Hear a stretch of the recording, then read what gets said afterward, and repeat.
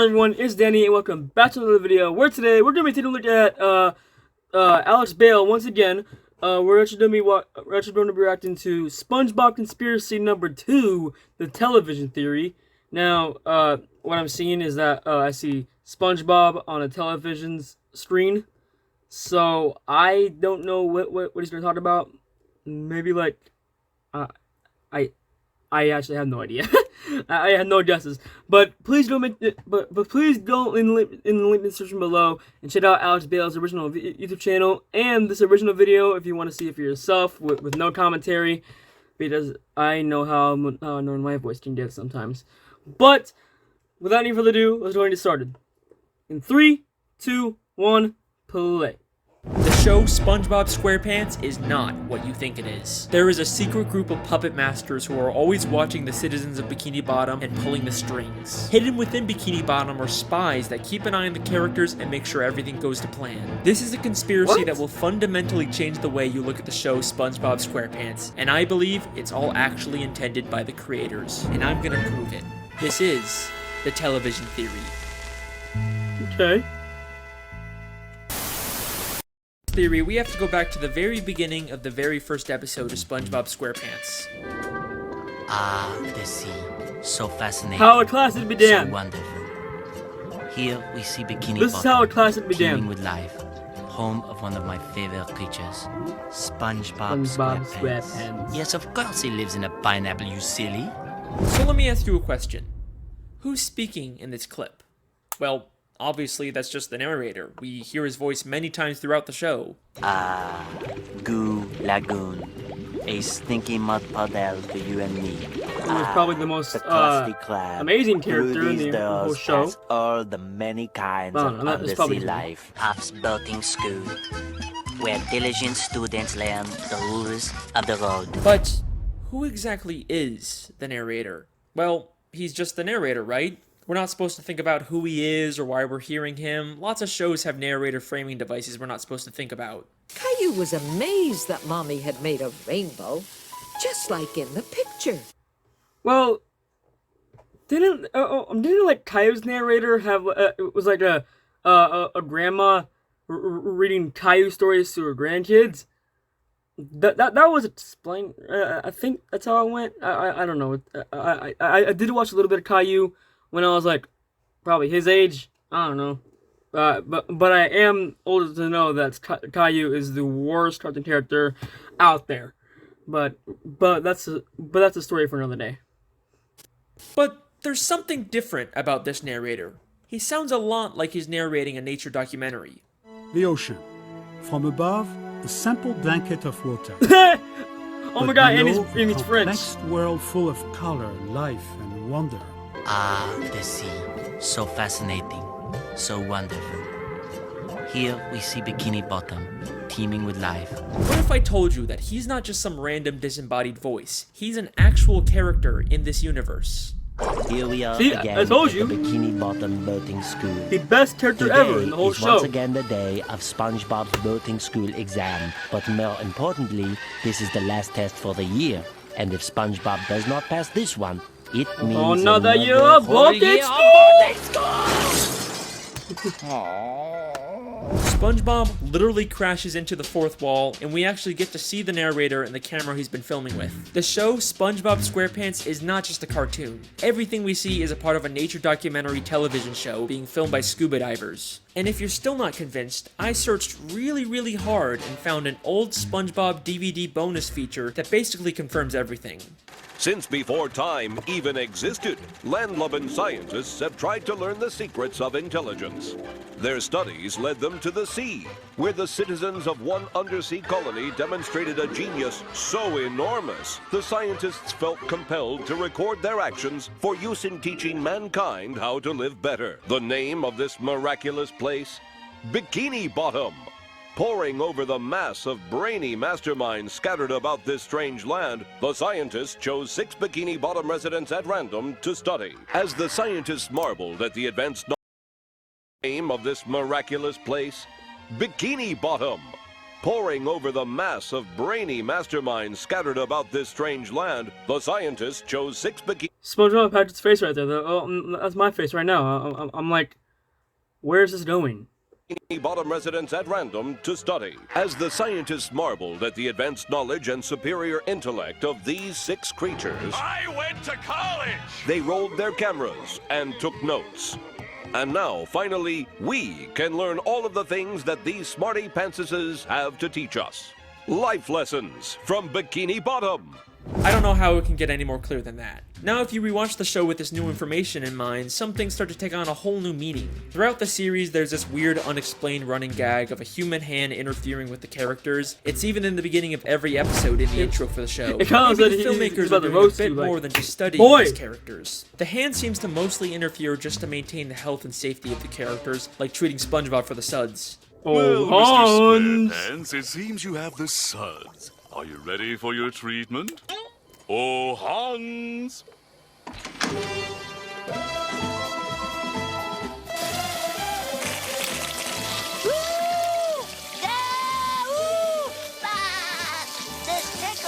It makes sense that the Why are filmmakers they wouldn't want to washing risk the Tom safety of Kenny's their main back? character. After all, there's no show without SpongeBob, but that's not the only reason why they interfere. Season 3, Episode 16, I Had an Accident, is infamous for having one of the most absurd, confusing endings in the entire show. It ends with a real gorilla suddenly coming out of a Patrick costume. This has nothing to do with it, but 4 or 5-year-old me was terrified of that gorilla. Like whenever it came on in my when I was watching SpongeBob in my living room, and I was watching this episode. I'm just thinking that SpongeBob was just afraid of outside, you know. And then when this gorilla just appeared out of nowhere, you did bet your ass I was hiding in the next room. I don't know if it was either out of fear or out of confusion. Probably fear, because if you were confused, then you'd be like, why is there a gorilla on my SpongeBob episode? And attacking the characters. But I don't know, that's just me who was scared of that gorilla. I'm looking at it now, it's just kind of funny. Then as soon as SpongeBob begins to question the logic of the scene, this happens. What's a gorilla doing underwater in the first place?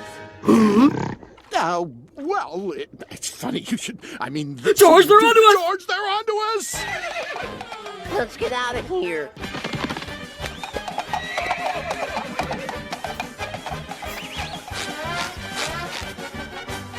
Why is that funny to me now?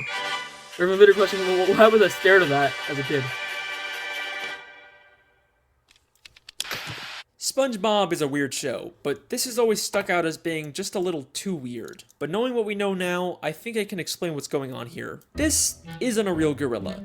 Every other land animal we've seen underwater wears a helmet and is drawn in a cartoony style. The gorilla is shown in a live-action style, and the only time we ever see live-action characters is when they're human. So I believe both the gorilla and the horse he rides away on are humans wearing costumes. The filmmakers set this whole thing up just to make the episode more entertaining. It's starting to seem like this isn't strictly a nature documentary anymore. It's more of a reality TV show made for entertainment. Who knows what other absurd elements of the show are actually put there by the filmmakers to make the show more entertaining and profitable. Although, based on the people's reaction, it doesn't always seem to pay off. But how far will the filmmakers go to make the show more profitable? Saturday morning in Bikini Bottom.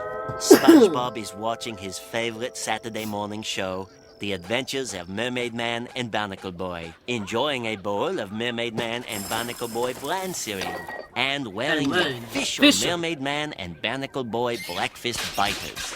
If we think of this as a television show, this sounds an awful lot like a product placement. I mean, listen to how the narrator specifically says the full names of the products. The Adventures of Mermaid Man and Barnacle Boy, Mermaid Man and Barnacle Boy bland cereal, Mermaid Man and Barnacle Boy Blackfist biters.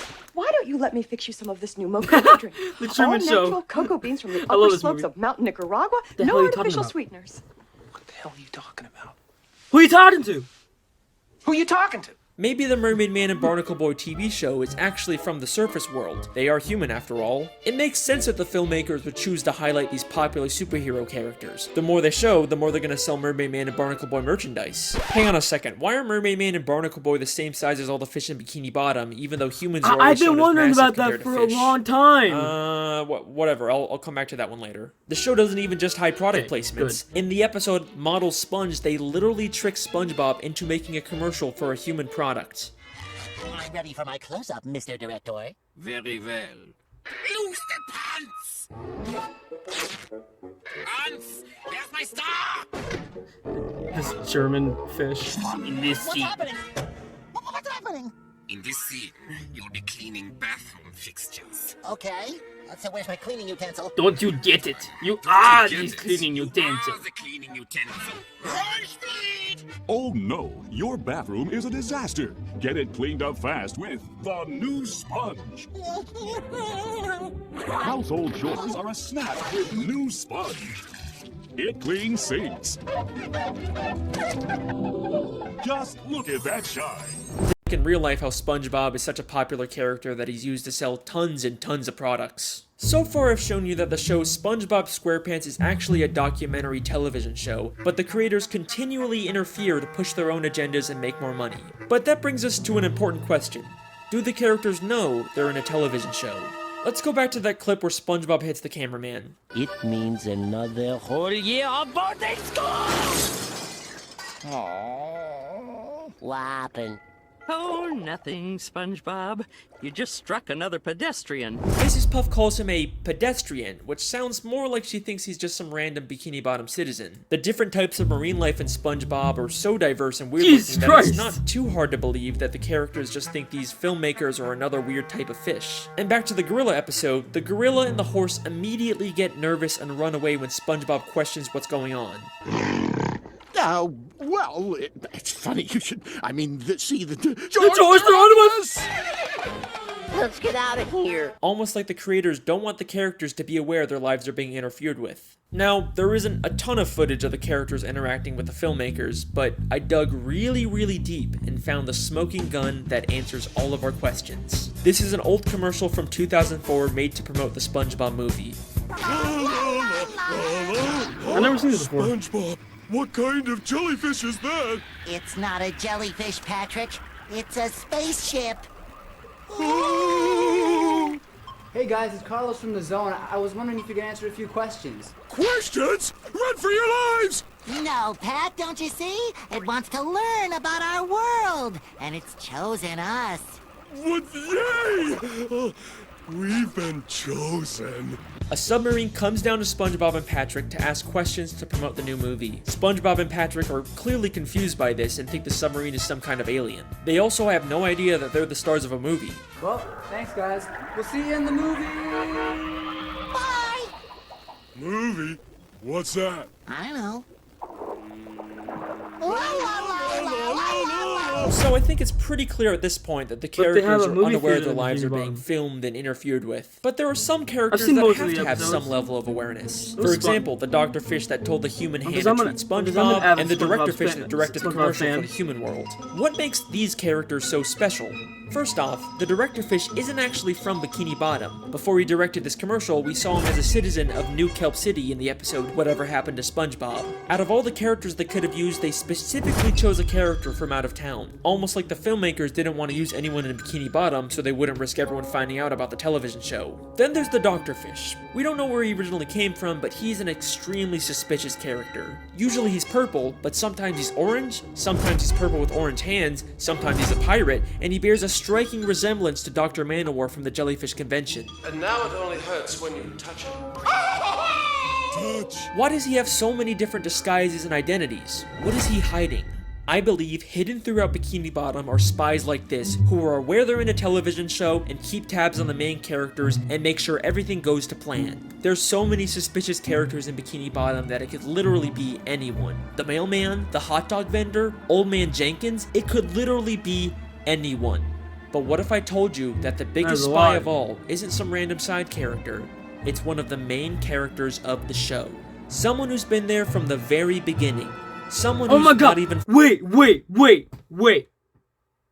Don't tell me it's my girl Sandy. Don't tell me it's Sandy, bro. I mean, it would make sense because she literally came out of nowhere in like what, the second episode, I think. Yeah, I think it was the second episode where she was fighting some clamfish or whatever. And I don't know, because she came from the surface, so she. Oh yeah. And there's a it was an episode that came out not too long ago, about how like everyone turned into like real fish, like SpongeBob actually turned into like a sea sponge, Patrick turned into a real starfish, Squidward turned into a real octopus. Yeah, in that episode, Sandy called up the narrator, or the Cyclops from the first SpongeBob movie. So she has to be a spy. From Bikini Bottom, someone who's not even from the ocean. That's right, Sandy Cheeks. Sandy Cheeks is the thrill-seeking scientific squirrel from Texas who lives underwater in her tree dome. But why did she come to Bikini Bottom? In the episode Chimps Ahoy, we find out she was hired by a group of chimpanzees to come underwater and create inventions. But why does she need to be underwater to make inventions? She could have just as easily have made any of her inventions on land. It must be extremely expensive to maintain a giant dome of air underwater. There is no way the only reason she's here is to make random inventions. I think this whole episode is an elaborate ruse to throw off the other characters from the real reason Sandy is in Bikini Bottom. To spy on the main characters and make sure the show stays on track. Many of the times the characters are in danger, Sandy conveniently steps in to save the day, and many of the wacky, entertaining episode plots are driven by an invention Sandy creates. Everything she does is a calculated move to carry out the hidden agenda of the filmmakers. Her entire friendship with SpongeBob and the other characters is built on a lie. But you're probably saying, Sandy is a sweet, friendly squirrel. There's no way she's behind this. You're not convinced yet? That's okay. Because what I'm about to show you is so mind-blowing, so insanely revealing, that it's actually the whole reason I decided to make this video. Get ready for the big one. Season 10, Episode 10, Feral Friends, is the episode that unlocks this entire mystery. During a birthday party, a green moon suddenly appears and turns everyone except Sandy into less evolved, real-life versions of themselves. Sandy is completely caught off guard by this and decides to call someone for help. And take a guess who she calls.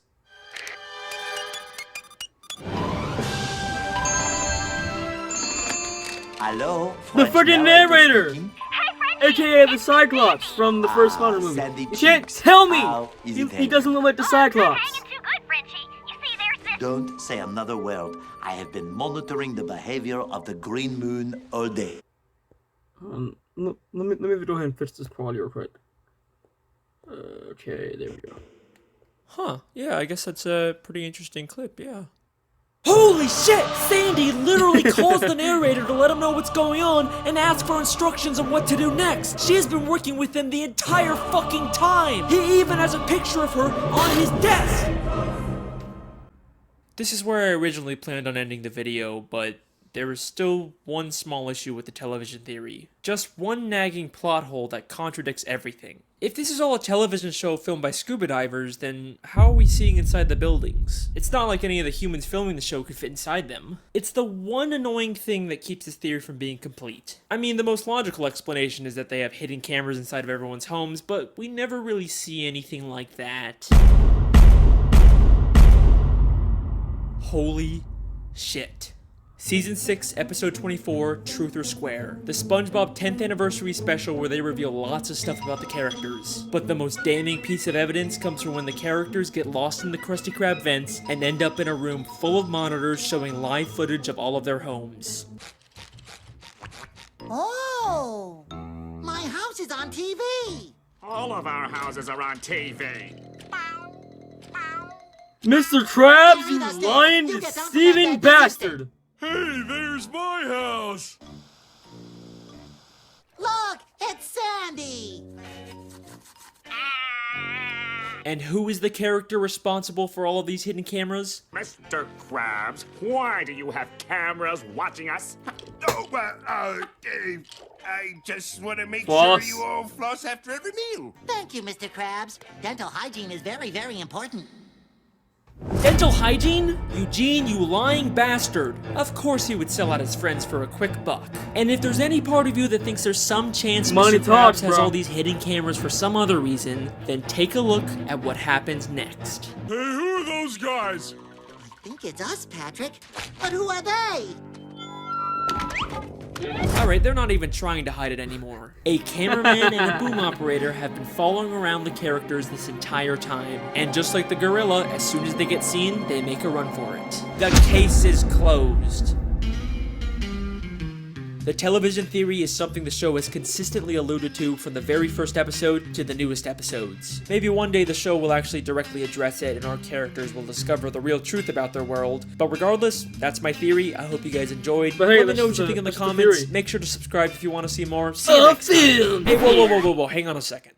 You thought I forgot about the Mermaid Man and Barnacle Boy thing, didn't you? Alright, here's a quick bonus theory. Mermaid Man and Barnacle Boy were two superheroes that fought crime underwater and protected the sea from evil. Whether or not they actually did this or was all staged for television isn't clear, but they both spent their lives underwater until they became old and retired. But after spending so much time under the sea, they no longer fit in with human society. Plus, Mermaid Man is clearly Yeah, they're dealing with X-Men some now. form of dementia and PTSD from fighting evil. But you can't retire. There's evil afoot. What?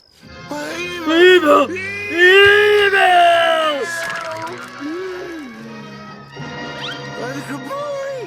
So, they Yo, decided rest to in live peace the to the rest of voice their actors lives of in Mermaid Man and Bikini Bottom. Barnacle Boy. And in order to fit in better with their fellow sea creatures, they made the permanent decision to shrink themselves using Mermaid Man's shrinking belt.